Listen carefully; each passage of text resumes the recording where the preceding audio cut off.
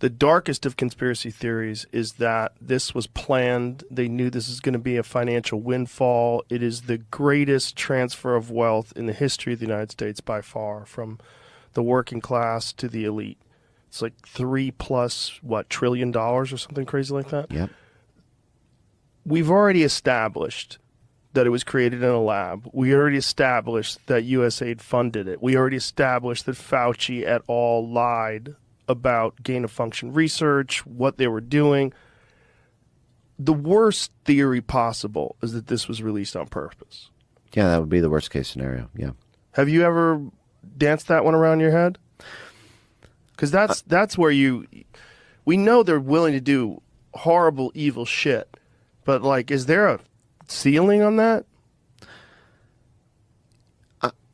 Even now to this day, having spent so much of my life in it, I try to just pursue the leads that I have and then try to let the conclusions come to me.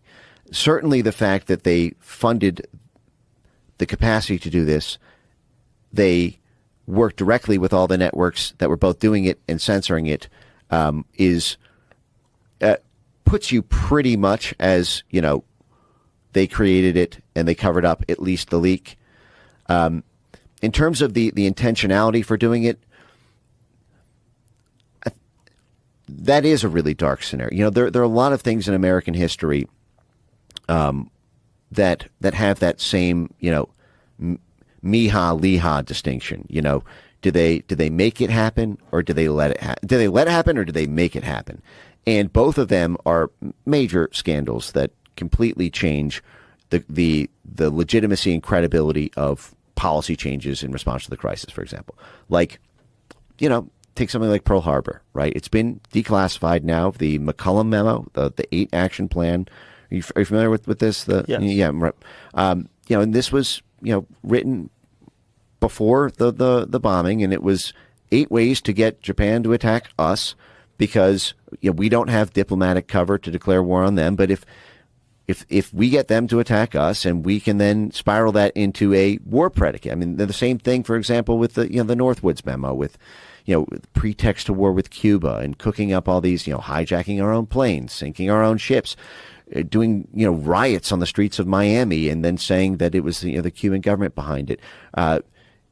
Same thing with Vietnam, Gulf of Tonkin. You know, same thing with you know, with the weapons of mass destruction predicate for invading Iraq. Did we know that you know, were we duped, and the crime was negligence for letting our national security state believe the New York Times reporting on, you know, on chemical, you know, and biological and weapons of mass destruction in Iraq? Or did we make that happen? Did you know, was that something that we knew was not true based on our own intelligence, but because there was a useful thing there? And, you know, a lot of people have the same thoughts about issues around 9/11 and any number of crisis events. And I suppose I have my own thoughts on it. They're not fully settled. And because they are beyond the evidence I currently have, I stay in the zone of, this is what they did to create it. This is what they did to cover it up. Here are the stars in the sky. Draw your own constellation from there. That's a good way to put it. The unfortunate reality of having conversations with Elon about this, both publicly and privately, like, there's a lot of stuff that it looks good on the outside, and then you find out you have this amazing slush fund. You have fucking billions of dollars that's being allocated towards this one particular organization. People are extracting enormous salaries, and then very little of it is actually going. So this is a part of the problem with these things. Like, oh, we lost funding. Yeah, okay. Yeah, that's bad. You definitely want to have funding to help innocent people get out of jail. But like, what the fuck were you doing? Where's all the money going? I don't know. You know, but I know a lot of them. I know that they spent $251 million on transgender animal studies. Like, there's some wild money that's being thrown around. They spent $2 million giving cocaine to dogs. Super important to find out. I really wanted to see the episodes of the $20 million they spent on the Sesame Street in Iraq. In Iraq. That's why some of those. Was Oscar still a villain, or was it Big Bird? Let's count the gays as we throw them off the roof. 1. Ha ha ha. I mean, $21 million. Did you? But where's the fucking common sense? Like when people hear that, just because it's fucking Elon and some 20-year-olds, they can't go, oh yeah, I'm glad he did that. That's a waste of my money. There was a study that was done recently that showed that 96% of all the stories that mainstream media prints about Elon are negative. 96%. Meanwhile, the guy saved those fucking people trapped up in space. Yeah. You didn't hear a peep about And the shit he that. does when there's natural disasters with the Starlink. Oh, yeah. He's revolutionizing space travel, revolutionizing satellite internet capabilities and the availability all over the world. It's crazy. It's really crazy. And saving billions of dollars of your tax money from going to fucking fun stupid-ass programs. It's not just all over the stupid-ass world. programs. Some of it is like you don't even know where it went. It's corruption, too. He said that some of the money, that there was billions of dollars that was written out with no receipts at all. He said if this was a private company, or excuse me, a public company, they would be delisted and all the executives be thrown in prison. But in the government, it's just like standard practice. How business come as nobody usual. has gone to prison? That's one of my main questions for Trump and the administration. It's a good question. Well, What's going on? Well, the administration's only 100 days old, right? Or 130 or whatever the fuck it is. It's like, I think it takes a while to even find out what the fuck happened. I don't know. You know, I've had conversations with people about it, and it's like, Jesus, like just trying to get the documents, like when they're trying to get the Epstein files, like the state of New York, one of the district attorneys was they were hiding documents that have forced them to give documents. I think there's so many fucking powerful people that are on those lists. There's so many powerful people that went and partied. Air quotes, partied. And how many of them went to the Diddy parties? Have you been paying attention to the trial? Oh, yeah. Trials. Wild. Why don't they air it the same way they aired the coverage that Johnny Johnny Depp got? I know. Why don't they? I don't know. They should. The ratings would be amazing. Unreal. Yeah. Like, what are you doing? Why wouldn't you air that? What's going to happen, though, you think? Well, Diddy's going to be in jail for the rest of his life. I think he's probably going to get. Think he's going to sing, though? I don't know. I don't even think it matters. I mean, a lot of it is. But then it's just another Epstein. There's it's another murder Ghislaine Maxwell, where somebody gets indicted and nobody else indicted for trafficking kids to to no one. Right. That's the crazy thing about Ghislaine, right? She's in prison for sex trafficking to who? Yeah. I'm not sure. Yeah. But I mean, there's a lot of people that want some heads to roll. Well, the Diddy thing has just started, so we'll see. Because apparently there's tremendous amount of video that they have. But we've also heard that about the Epstein. Yeah, and what are they going to do? How much is it going to get out? Are you familiar with the Smith-Mont Act? Is that the 2011, 2012 thing where Obama allowed people to use propaganda against United States citizens? Yeah, that was what was done then under Obama was the effective repeal of it. It was called the Smith-Mont Modernization Act. But the modernization got rid of the whole purpose of it, the firewall, because at the time the media and media control was seen as the linchpin crux of winning the Cold War, piping in pro-U.S. Media influence because everything moved after World War II from kinetic warfare and military occupation. You know, we used to militarily occupy the Philippines, for example, after we won the Spanish-American War.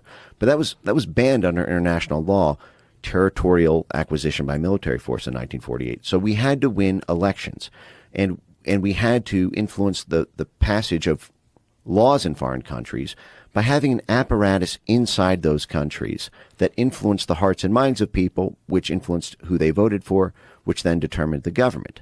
So you had to move towards political vassalage rather than military occupation. And what the Smith-Mont Act did is, simultaneous with the creation of this in 1948, Congress recognized the Frankensteinian monster they were creating by authorizing a covert, permanent Department of Dirty Tricks, and this is their phrase, not mine, to do this cloak and dagger, to to infiltrate and co-opt the universities, the unions, the media, the politicians, the judges, the whole swarm army. You know, what I have been calling for a long time the USA Truman Show, because it's, you know, these people in these foreign countries have no idea, you know, how many of the things they interact with that are effectively a movie set being constructed by the U.S. State Department and its sister influence orgs. But the point that I'm getting at here is the Smith-Mundt Act in 1948 said, okay, you guys can do this.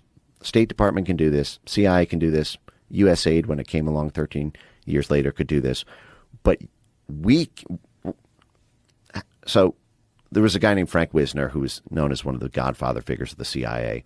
He's known for creating what was called the Wisner's Wurlitzer, which was it's like a church organ, and that he would brag that he could play the international media like a symphony to make any media narrative go viral in any country on earth because of the suite of CIA proprietary media functions and its distribution network, especially when the U.S. had first mover advantage in radio and print. It's basically the U.S. and U.K. were the only games in town, really, in having robust radio, film, TV, and print media. So the Smith-Mundt said, okay, you can do that abroad. You can plant fake news stories in France.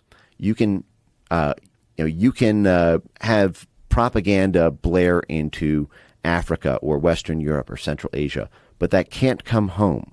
You can't psyop our own people with your propaganda organ abroad, because the whole point of authorizing this is that we get cheaper gas, we get import-export markets, you know, we get a high standard of living, because if a foreign government doesn't want to give up its resources or allow a U.S. military base or allow joint partnerships or exports of goods or U.S. multinational corporations to operate there, then the American people suffer economically. So it was always designed to say, listen, you can do this dirty stuff abroad, but it can't come home.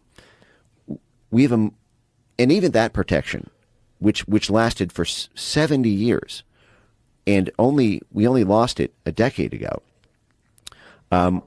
We're up against a much actually deeper, darker problem with this USAID scandal, and as people will see increasingly, the scandals that will break open at the Pentagon and the State Department, which is that we have a Smith-Mundt problem for funding and operations. It's not just propaganda. The blob, our foreign policy establishment, can fund groups that effectively work with prosecutors domestically, or that work at media. You know, dual use. We give them foreign grants to do media propaganda abroad, but they operate here. Or social media censorship, to coerce foreign countries to pass foreign censorship laws that explicitly and are intended to attack U.S. social media companies and in U.S. peer-to-peer speech. So we need that protection. If we're going to keep this function at all, we need a hard firewall and absolute grotesque penalties for any violation. If you enjoyed today's episode on JRE Plus, don't forget to give it a thumbs up and share your thoughts in the comments below. Thank you.